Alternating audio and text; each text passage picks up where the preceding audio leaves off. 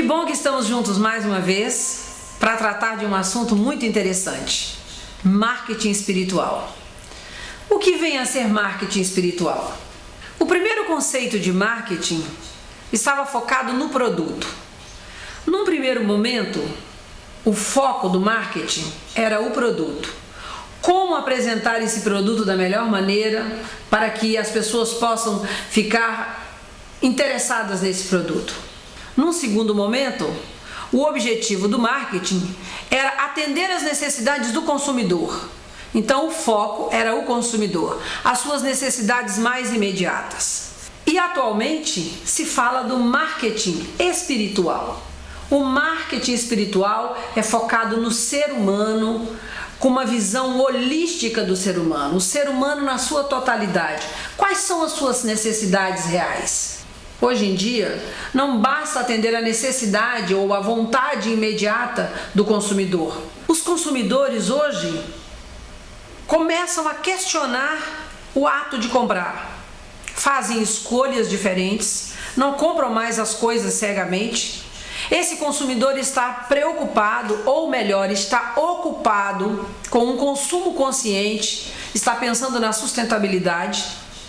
O novo consumidor, ele quer consumir sim, mas ele quer consumir de forma correta. Então hoje o marketing ele já olha para o ser humano de uma maneira diferente, não apenas para atender às suas necessidades imediatas, mas fazer com que essa pessoa sinta-se plena e ela possa se posicionar de forma positiva no planeta, impactando o planeta ou atuando no planeta como um ser ativo e um ser responsável. Então, o marketing espiritual trata exatamente do repensar de como é que nós temos utilizado as nossas potencialidades. Estamos sendo um mero joguete nas mãos das forças atuantes no planeta, ou nós estamos fazendo escolhas? Podemos fazer escolhas. Então, para falar sobre isso, nós precisamos rever as nossas crenças. O que são crenças?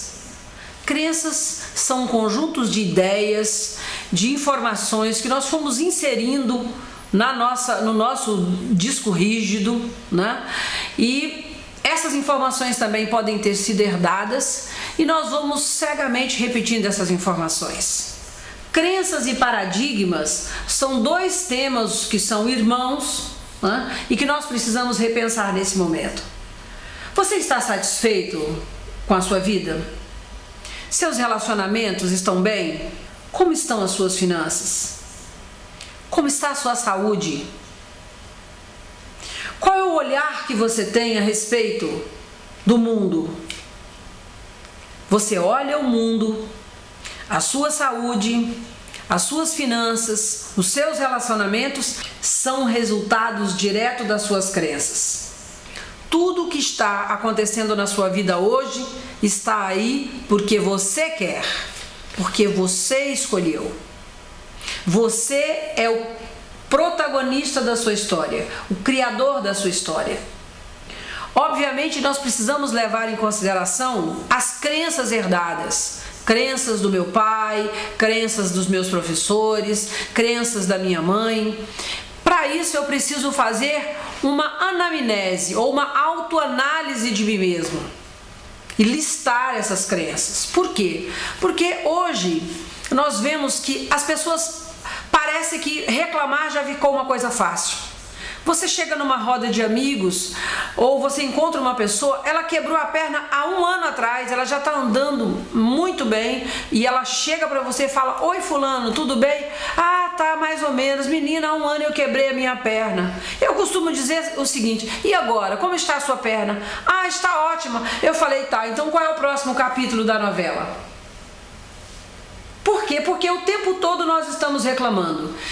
Se o dia está ensolarado, nós reclamamos porque o dia está ensolarado e porque está muito quente. Se está chovendo, nós também temos uma reclamação porque está chovendo. Reclamamos do nosso marido porque ele tem esse ou aquele hábito. Reclamamos da nossa esposa por esse ou por aquele motivo. Nosso filho está sempre estamos procurando alguma coisa para reclamar do nosso filho, do vizinho, do governo, da presidente, enfim. Comece a prestar atenção. Liste todas as suas reclamações. Faça isso por 24 horas. Pegue um papel, divida esse papel ao meio e liste todas as suas reclamações ao longo de um dia. Cada sentimento que você teve, que você experimentou e que você sentiu que você negou algo. Nós vamos partir da premissa, que é um ditado de um mestre sábio da atualidade chamado Bert Hellinger. E obviamente esse é um ditado que os grandes mestres sempre utilizaram, que é: tudo aquilo que você nega te aprisiona. Tudo aquilo que você respeita te liberta. Então, as suas reclamações, elas são os seus maiores tesouros. Inclusive, nós temos um livro atualíssimo que se chama O Lado Sombrio dos Trabalhadores da Luz. Este livro nos ajuda a refletir sobre todos esses tesouros que nós chamamos de reclamação, ou de objeção, ou de coisas que nós não gostamos na nossa vida. E nos mostra também como que nós podemos transformar ou lapidar essas situações.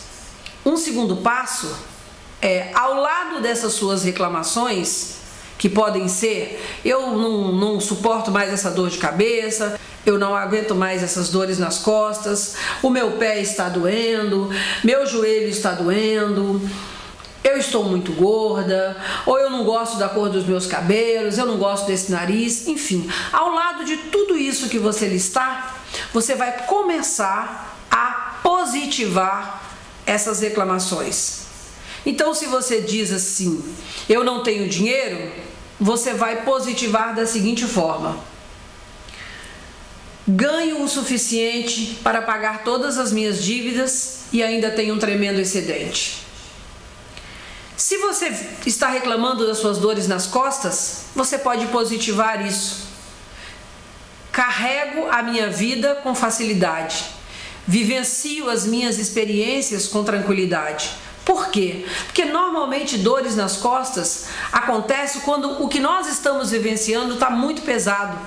E às vezes nós jogamos isso para as costas porque não conseguimos lidar com isso agora, de frente. Então nós deixamos para resolver depois. Nada pesa tanto quanto aquilo que nós deixamos para resolver depois. Obviamente existem situações que são muito desafiantes de se lidar e que a gente precisa respirar muitas vezes e fazer um aprendizado de como lidar com elas.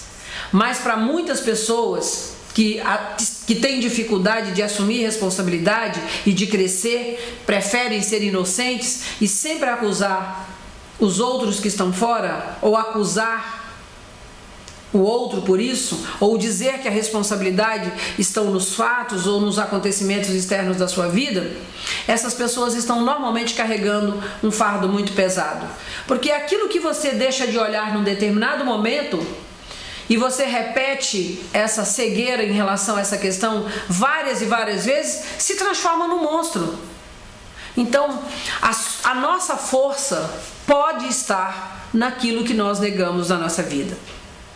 É mais fácil, na verdade, olhar para a dor e reconhecer a dor e tirar da dor a força para continuar com a vida, do que não olhar para a dor e continuar carregando essa dor que vai aumentando a cada ano, e um dia ela se transforma num monstro, e o nosso destino pode ser um destino muito doloroso quando isso acontece. Vamos aprofundar um pouquinho mais esse assunto. Nós temos em média de 40 a 60 mil pensamentos por dia. Quando nós estamos felizes, obviamente nós voamos por mundos infinitos e é tudo maravilhoso. Mas quando nós temos um sentimento de raiva, por exemplo, e aqui eu aproveito para chamar a atenção que a raiva é diferente de indignação. Às vezes eu posso ficar indignada com uma situação e essa indignação me levar a uma mudança. Mas quando eu fico com raiva é quando eu excedo a indignação e eu fico irritada e fico aborrecida e fico zangada e eu não concordo com aquilo que aconteceu. E eu começo a ruminar. Quanto mais eu rumino, mais eu me enveneno. Por quê? Porque nossos sentimentos estimulam a liberação de certos hormônios e substâncias que podem nos levar ao prazer e ao êxtase, ou podem nos levar à depressão e à destruição. Quantos pensamentos negativos nós temos por dia? Se nós tivermos 40 mil pensamentos, quantos pensamentos negativos nós tivemos por dia? Eu observo nas nossas conversas, ou quando as pessoas vêm me procurar, os meus clientes, e às vezes eu sugiro uma pílula para a mente, uma afirmação positiva, e aí eles perguntam, mas quantas vezes eu tenho que repetir essa afirmação por dia? Eu falo, umas 500, 1000 vezes. Eles falam, nossa, tudo isso? Eu falo, quantas vezes você repete os pensamentos negativos por dia? Nem sei. Eu falei, pois é, você deveria analisar. Então, repetir uma afirmação como, por exemplo, eu me amo e eu me aprovo, 500 vezes, você faz isso em 5 minutos. Agora, quantas horas do seu dia você passa pensando, alimentando uma raiva ou ruminando contra alguém ou contra você mesmo? Então, à medida que nós começamos a tomar conhecimento da qualidade dos nossos pensamentos, da qualidade das nossas crenças, nós começamos a observar que muitas das nossas crenças estão nos empurrando na direção da autodestruição. E quando nós tomamos a decisão de mudar e nós listamos o que nós queremos na nossa vida, essa lista, esse pensamento é como um lembrete ou uma placa. Não existem placas para sinalizar uma cidade, por exemplo, para indicar as ruas? Então, as afirmações que você pode colocar na porta da geladeira, pode escrever na sua agenda, você pode deixar no seu desktop, são placas ou placas de sinalização. Eu observo que a maioria das pessoas não tem placas de sinalização. Não colocam placas de sinalização. Mas por quê? Porque não tenho tempo, eu já acordo na hora de ir para o trabalho, meus filhos, meu marido, meu cachorro, sempre uma desculpa. Não existe desculpa. A única justificativa que você tem honesta é: eu ainda não me dou a devida importância. A minha autoestima está muito baixa. Porque se você não tem tempo para você, se você não se cuida, você não se ama, me perdoe, mas ninguém vai te amar e nem gostar de você. Se você não tem um tempo para você, se todas as outras coisas são mais importantes do que você mesmo, então você só pode ter o resultado que você está tendo. Toda pessoa bem-sucedida é uma pessoa que olha para si mesmo primeiro. Isso pode parecer um tanto egoísta, mas eu gosto muito de uma historinha que 2 grandes mestres estavam juntos, era um casal, e um deles perguntou para o outro: a quem você ama mais? E o outro refletiu e respondeu: a mim mesmo. Por quê? É egoísta isso? Não, porque quem não gosta de si mesmo também não gosta do outro, também não gosta de ninguém. Eu gosto muito de fazer uma comparação com o computador, com a globalização, com a informática, porque eu acho que esses instrumentos nos ajudam a conhecer a nós mesmos. Eu, no meu dia a dia, confesso que eu não consigo administrar o meu lixo ainda de forma correta. Eu recebo não sei quantos e-mails por dia. Se eu não limpo a minha caixa de e-mail todos os dias, ao longo de uma semana, de um mês, tem 2, 3, 4, 5 mil e-mails. Se eu tiver um Facebook, nossa, não consigo muitas vezes nem acessar. Aliás, eu manejo muito pouco essa ferramenta. Meus arquivos, se eu não consigo organizá-los em pastas corretas, eu entro num processo de confusão. Eu imagino que com algumas pessoas, eu espero que só com algumas pessoas aconteça o mesmo. Por quê? Porque tudo isso vem para nos mostrar que nós estamos flutuando sobre o lixo. Não precisa nem muita coisa, né? Basta cair uma chuvinha para nós observarmos como que nós estamos flutuando sobre o lixo. Não são somente as sacolas plásticas, mas são os pensamentos plásticos.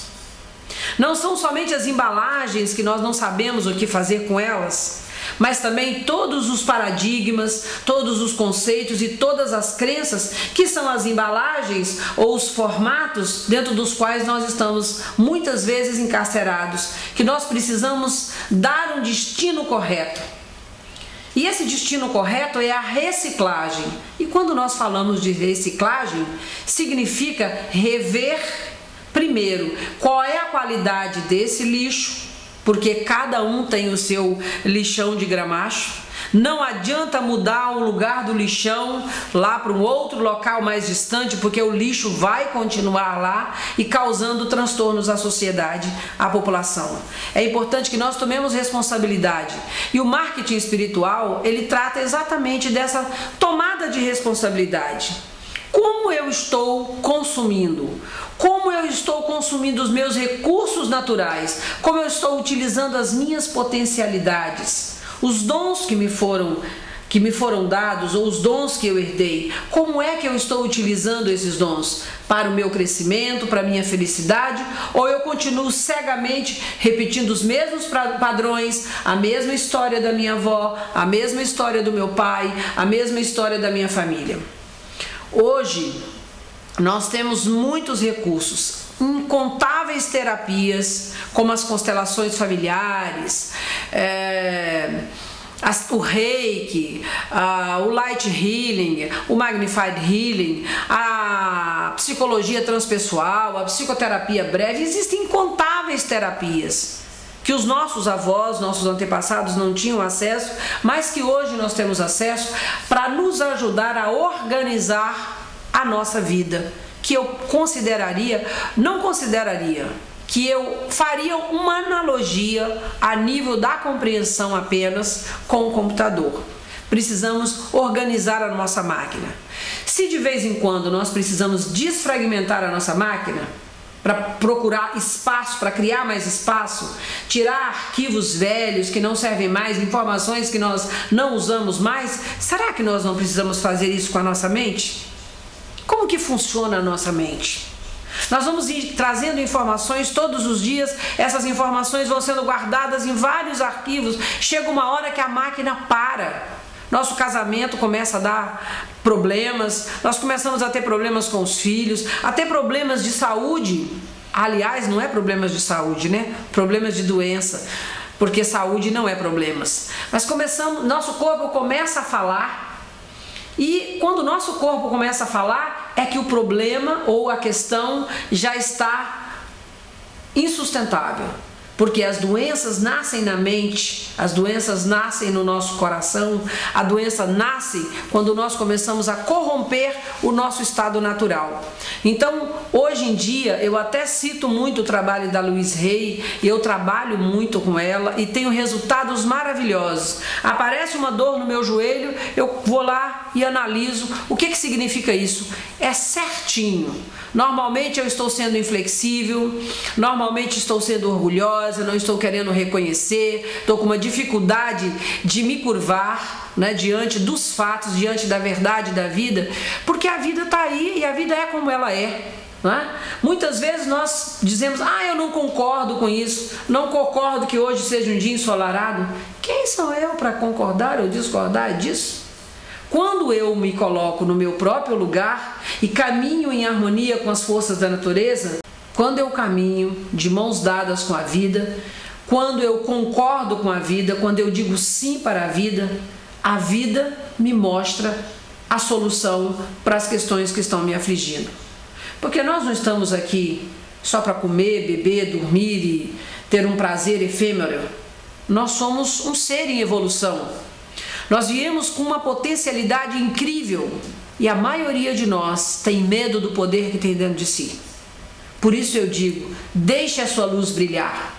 Mas para que a sua luz possa brilhar, você precisa incluir todas as suas sombras. Porque as suas sombras, ou as minhas sombras, ou as nossas sombras juntas, são o nosso maior tesouro. Quando eu digo concordar com a vida, quando eu digo dizer sim para a vida, muitas pessoas dizem, mas Eunice, como que eu posso dizer sim para uma situação como essa? Essa pessoa me feriu profundamente, ou essa pessoa cometeu um crime. Veja, eu não estou dizendo que você deva concordar com o que aconteceu, mas que você precisa respeitar o que aconteceu. Respeitar o que aconteceu é deixar cada coisa no seu devido lugar, porque nós não sabemos que forças que levaram ou que forças nos levam a determinadas atitudes, a cometer determinados atos. É não nos imiscuir nas questões que não nos dizem respeito diretamente, porque indiretamente todos nós fazemos parte da grande sopa ou do grande caldo da vida. Então, respeitar é honrar o outro, é deixar um outro com a sua responsabilidade. Porque quando nós interferimos na vida do outro, nós trazemos aquela energia para nós. Nós nos envolvemos numa questão que não nos diz respeito. Então, aconteceu um crime, aconteceu um problema lá na boate, com os jovens. Eu olho para aquilo tudo e digo assim: eu não sei o que moveu essa situação, mas eu respeito. Porque eu acredito que as pessoas criam a sua realidade. Quando há um episódio dessa natureza, ou quando acontece um episódio, todas as pessoas envolvidas estão comprometidas com aquele episódio. Então, a mim compete olhar e limpar em mim a responsabilidade que eu também tenho naquele episódio e não julgar ou não procurar culpados, porque a tendência nossa é sempre encontrar o culpado. E nós entendemos muito pouco a respeito da nossa realidade maior. Então, concordar com a vida é respeitar. Então, se uma pessoa está muito doente, eu não me identifico com a dor, eu me identifico com o sofredor, com o irmão, e apoio, dou suporte, mas eu não me identifico com a dor.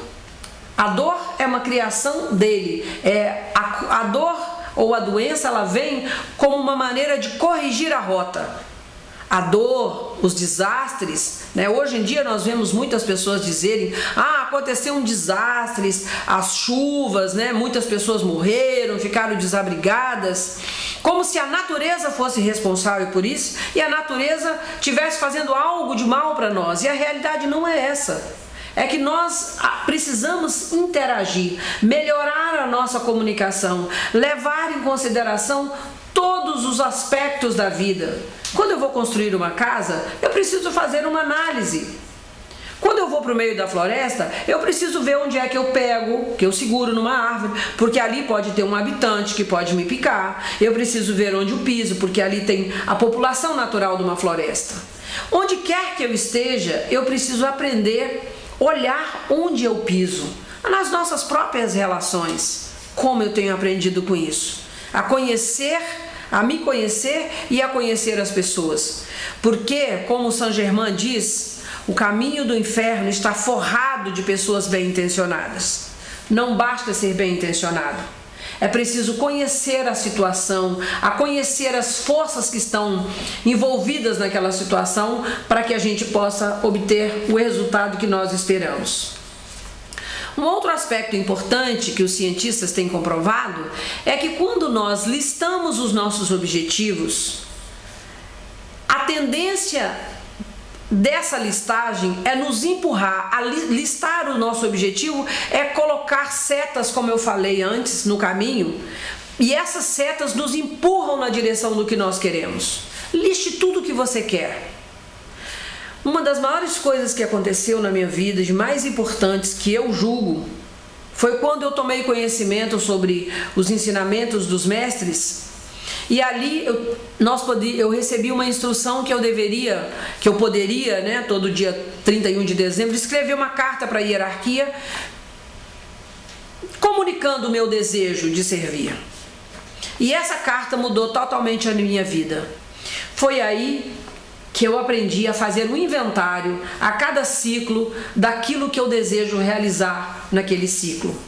Então os cientistas mostram que se você lista o que você quer, ao longo de um ano você tem possibilidade de realizar mais de 80% dos seus desejos, desde as pequenas coisas às grandes coisas, porque isso coloca você em direção ao que você quer. Nós vivemos num mundo sob certas leis que nós precisamos conhecer e aplicar para que a nossa vida caminhe em harmonia. Uma dessas leis é a lei da atração. E a lei da atração diz que o que eu emito, para o universo me responde. Jesus disse isso também. É dando que se recebe. Pode ser uma tradução do que o Jesus disse. À medida que o que eu emito é o que vai voltar para mim. Então, observar a lei da atração é fundamental para nós entendermos como que nós estamos criando aquilo que nós chamamos de futuro, né? Porque o futuro e o passado caminham juntos aqui no presente. O que eu estou emitindo? Antigamente acontecia algo na nossa vida, né? Ou você colocava em movimento uma causa, 10 anos depois você ia receber as consequências disso. A lei do retorno está agora na velocidade da luz, ou mesmo numa velocidade acima da luz. Por exemplo, se você só atrai parceiros complicados, né, e você está sempre frustrada em relação a isso, ou o contrário também, ou parceiras frustradas, e você pergunta o que há comigo que eu estou atraindo esse tipo de parceiros. E você começa a observar que os seus pais tiveram uma experiência também desafiante. E você começa a mudar esse padrão. Você pode afirmar, por exemplo, todos os meus relacionamentos são harmoniosos. Não importa o que aconteceu com você até agora. Se você, a partir desse momento, começar a plantar uma nova semente, é essa semente que vai frutificar. A questão está que nós continuamos cegamente repetindo velhos padrões. E se você continua o mesmo, fazendo as mesmas coisas, você só pode ter os mesmos resultados. Como mudar crenças? Como mudar memórias? Como limpar o amontoado de lixo sob os quais nós estamos flutuando? Você pode usar vários recursos. O primeiro é tomar consciência do lixo. Assumir a responsabilidade. Esse lixo é meu, tem o meu selo. O segundo, se munir de disciplina. Se você é uma pessoa espiritualizada, uma pessoa religiosa, ou enfim, qualquer que seja o caminho que você tenha, peça ajuda. Conecte com seu eu superior, porque só o seu eu superior, só o divino em você pode ajudar a fazer essa faxina rapidamente. E comece a faxina agora. Comece limpando as suas memórias, dissolvendo essas memórias negativas, usando as afirmações positivas, usando os decretos. Procure informações sobre isso, o que são os decretos. Hoje, o Google está aí para ajudar todas as pessoas que querem se informar melhor, mesmo que não seja assuntos com grande aprofundamento, mas ali você tem o básico que você necessita. Utilizem os mantras, utilizem as orações, utilizem a sua conversa com Deus, peça o seu divino eu sou, limpe essa memória de medo que está me impedindo de caminhar. Limpa essa memória de tristeza que me faz sucumbir diante dos desafios da vida. Limpa as minhas relações e utilize as práticas que você mais se afiniza, se é a meditação, não importa o caminho. Todos os caminhos desaguam no mar. Como disse um grande sábio, a casa do meu pai tem muitas moradas. Esse é um tempo de unificação, esse é um tempo de unir forças, esse é um tempo de cada um que tem um conhecimento, sair da sua zona de conforto e compartilhar o conhecimento. Conhecimento, informação é a moeda do dia. Hoje em dia os valores mudaram muito. Nós estamos tratando do ser humano e de todos os seus potenciais. Então, informar, a informação correta, a informação divina, ela não pode ficar restrita somente a uma elite, porque hoje a massa está pronta. E não me venham com essa de que vamos falar só de futilidade porque a massa quer ouvir futilidades, porque eu não concordo com isso. A massa ou cada ser humano deseja a mesma coisa: paz, amor, equilíbrio, uma família feliz. Todos nós nascemos na mesma fonte. Nós podemos ter desviado um pouquinho da fonte. E eu acho que o que o marketing espiritual pode fazer nesse momento é ajudar as pessoas a entrar em contato com seu potencial interno, a ajudar cada pessoa a assimilar o produto que já está dentro dela mesma, ajudar cada pessoa a se empoderar, a ter a capacidade de discernimento, de fazer escolhas sábias que tragam felicidade, que tragam muitos lucros ao nosso coração, não apenas lucros externos, porque tudo isso é passageiro. O que nós levaremos dessa estadia nossa para os próximos estágios é o que nós aprendemos aqui, é o que nós vivemos aqui. Eu espero que esse assunto tenha tocado o coração de vocês, como tocou o meu, e eu espero que vocês nos dêem um retorno de suas experiências ou das suas discussões em relação a esse tema, inclusive nos dando um feedback, porque nós somos aprendizes. Nós não estamos engessados dentro desses conceitos ou dessas experiências. Com certeza, vocês têm muito a ensinar, porque todos nós temos muito para aprender e também temos muito para ensinar. E eu agradeço a companhia daqueles que escolheram caminhar conosco nessa jornada. Namastê e até o nosso próximo encontro.